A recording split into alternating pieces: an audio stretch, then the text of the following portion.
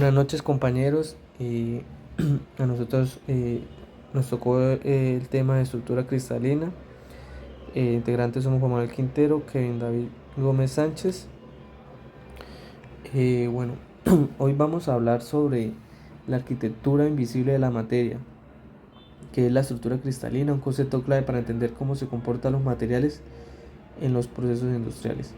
Existen dos grandes grupos, unos son los cristalinos y los otros son los sólidos amorfos.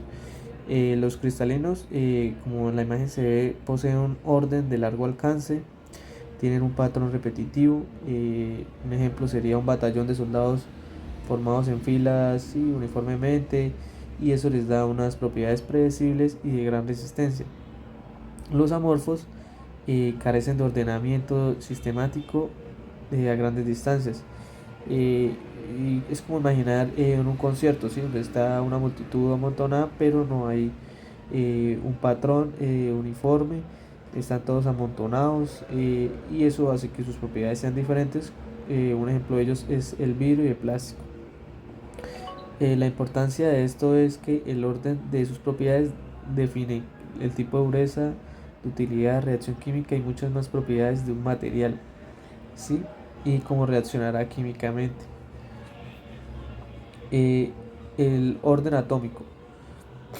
Eh, para que algo sea un cristal, el patrón debe repetirse por distancias mayores a 100 nanómetros. 100 nanómetros. Es como una pared de ladrillos infinita. Si conoces cómo es un ladrillo, sabes cómo va a ser toda la pared.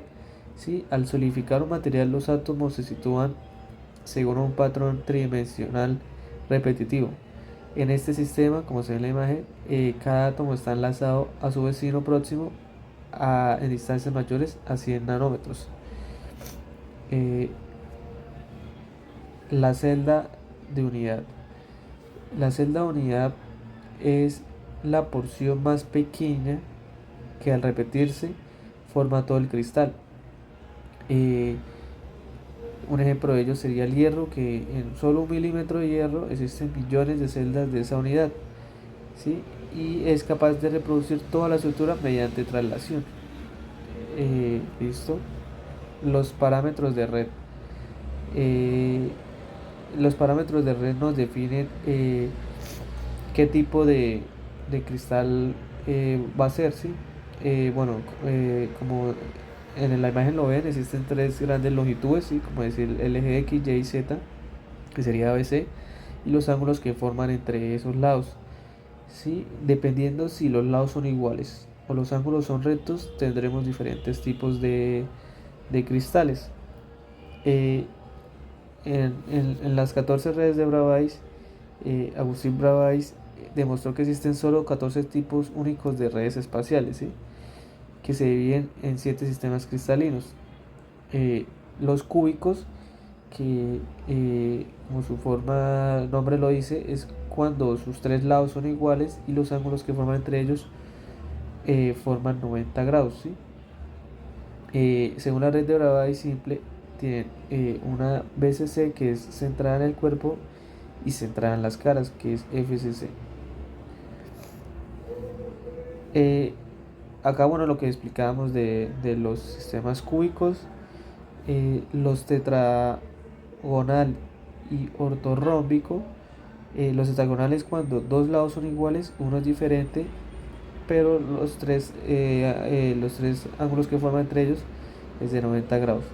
Y el orrombóbico es cuando sus tres lados son diferentes, pero sus tres ángulos que forman entre ellos es de 90 grados. El hexagonal, el monocilíndrico y el triclínico.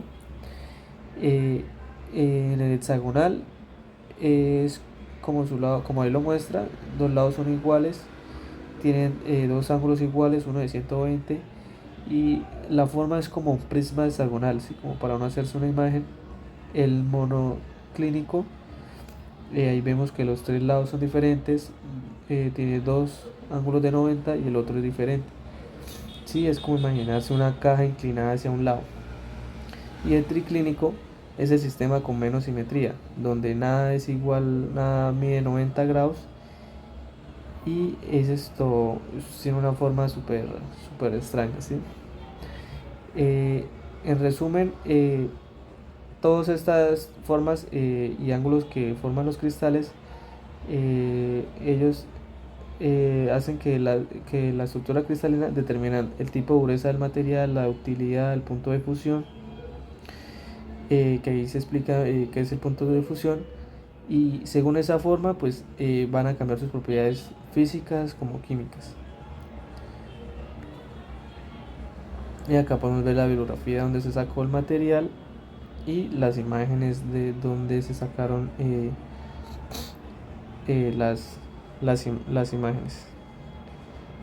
Listo, espero que les haya quedado muy claro el tema.